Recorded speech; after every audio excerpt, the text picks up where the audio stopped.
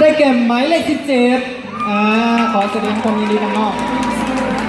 ขึ้นไปถ่ายทางด้านหลังเลยและห้อง3มี2คนเนาะอีกห้องคนหนึ่งได้แก่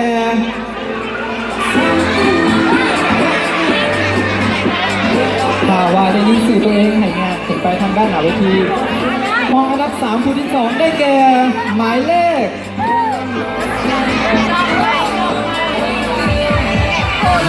5น้องแมรี่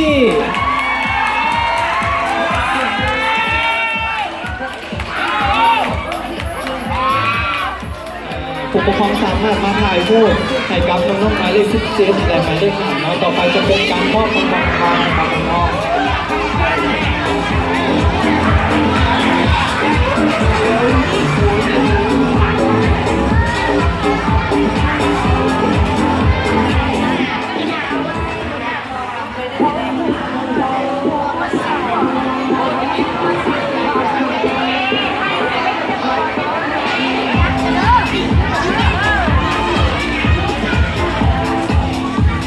ขอเชิญน้องๆทั้งสองขอมาพักผ่อนน้องแมรี่และน้อง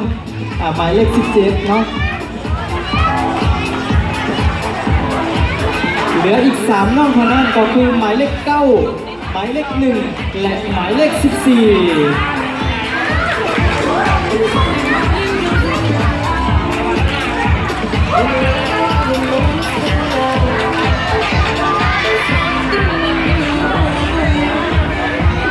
และต่อไปจะเป็นห้องอันดับ2หรือว่าที่3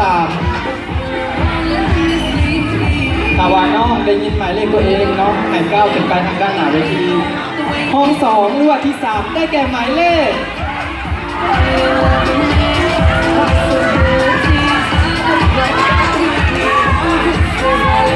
ขอแสดงความยินดีให้กับน้อง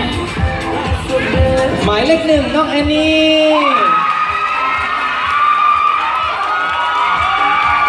เหลือเพียง2คนเท่านั้นที่ว่าจะได้จับมือกันนะ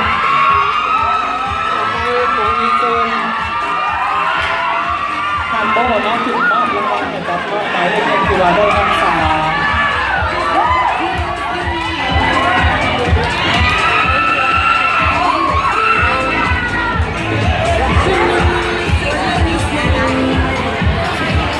ยังเหลือเพียงหมายเลข4และหมายเลข9ที่ว่าจะให้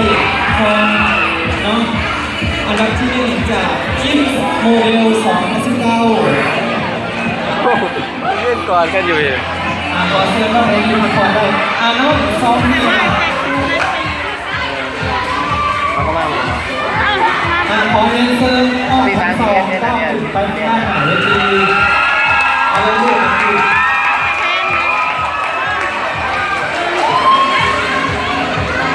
มาปีหน้าใส่กันไหมลูกปีหน้าใส่กันลูก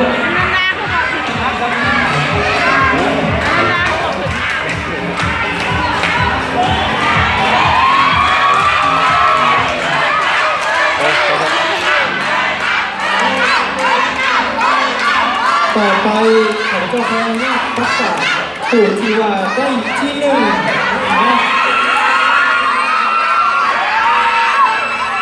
ผ่านเสียหมายเลขใดระหว่างหมายเลข14และหมายเลข9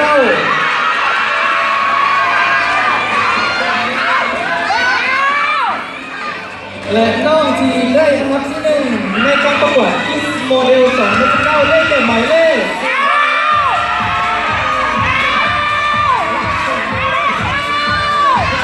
ทางนี้คือทางซ้าย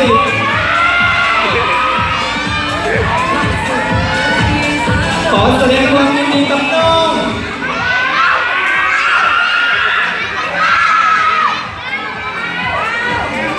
หมายเลข9แ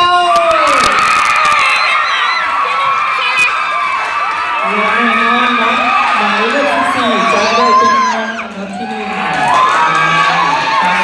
อันดับต่อไปขอเรียนเชิญน้องเดินน้องปูจากการประกวดวันที่นี่ก็สายสะพายแห่งเราก็ที่ว่าได้อันดับที่1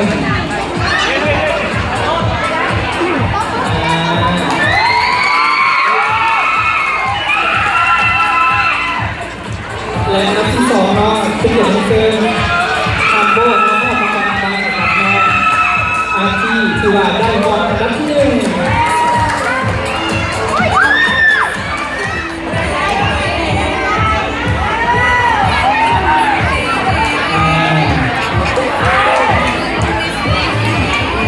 เจ้า